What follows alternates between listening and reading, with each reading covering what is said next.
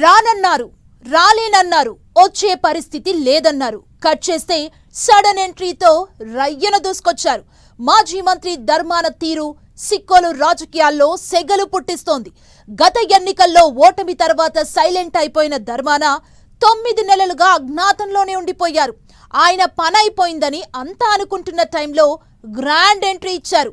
అసలెందుకు silent అయ్యారు? ఇప్పుడు మళ్ళీ ఎందుకు యాక్టివ్ అయ్యారు? ధర్మాన స్ట్రాటజీ అదేనా?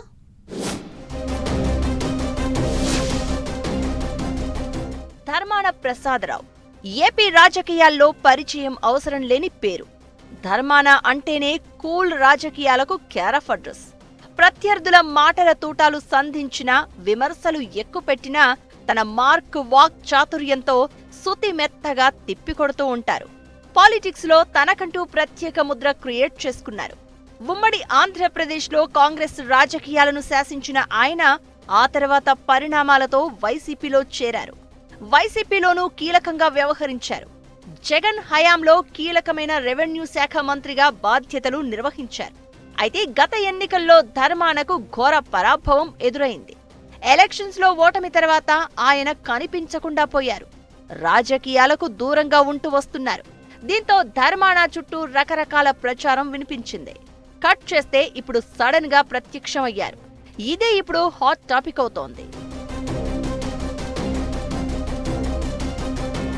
పార్టీ క్యాడర్కే కాదు, పార్టీ అధినేతకు కూడా ధర్మాన ఇన్ని రోజులు అందుబాటులో లేకుండా పోయారు.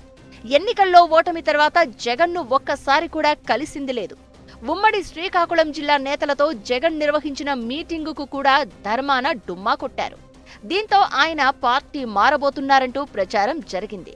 అయితే పార్టీ మారడం కాదు, రాజకీయాలకు ధర్మాన గుడ్ బై చెప్పేశారంటూ గాసిప్ వినిపించింది. దీంతో వైసీపీ అలర్ట్ అయింది. కీలక నేతలంతా వెళ్లి ఆయనతో భేటీ అయ్యారు కూడా. అయితే తాను మరో 2 ఏళ్ల పాటు రాజకీయాలకు దూరంగా ఉండాలని డిసైడ్ అయినట్లు పార్టీ వర్గాలకు చెప్పుకుంటూ వచ్చారు ధర్మాన. దీంతో శ్రీకాకుళం నియోజకవర్గ బాధ్యతను మరొకరికి అప్పగించాలని వైసీపీ ప్రయత్నించింది. నిజానికి నూతన ఇన్ఛార్జిని నియమించాలన్న ప్రతిపాదన తీసుకువచ్చిందే ధర్మాన అనే ప్రచారం జరిగింది. ఆరోగ్య కారణాలతో 2 ఏళ్ల పాటు యాక్టివ్ పాలిటిక్స్ లో కనిపించను అని చెప్పిన ధర్మాన సడన్ గా పొలిటికల్ స్క్రీన్ మీద ప్రత్యక్షమయ్యారు. ఇది సిక్కోలు జిల్లా రాజకీయాల్లో కొత్త చర్చకు కారణమవుతోంది.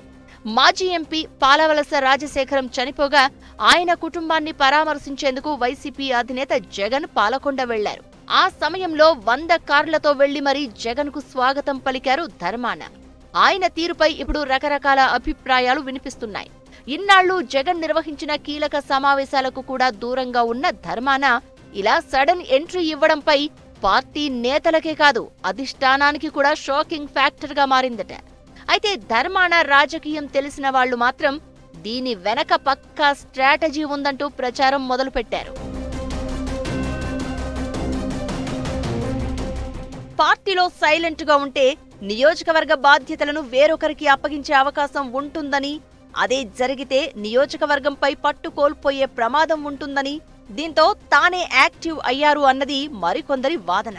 వయసు రీత్యా తను పోటీలో ఉన్నా లేకపోయినా వచ్చే ఎన్నికల్లో తన కుమారుడికి అవకాశం ఉంటుందని, ఆ ఆలోచనతోనే అజ్ఞాతం వీడారంటూ ప్రచారం జరుగుతోంది.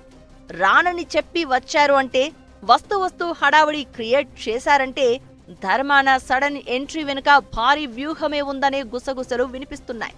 ఆయన స్ట్రాటజీ ఎలా ఉన్నా ధర్మాన ఎంట్రీ మాత్రం సిక్కోలు వైసీపీ క్యాడర్కు కొత్త ఊపిరి పోసిందనే ప్రచారం జరుగుతోంది.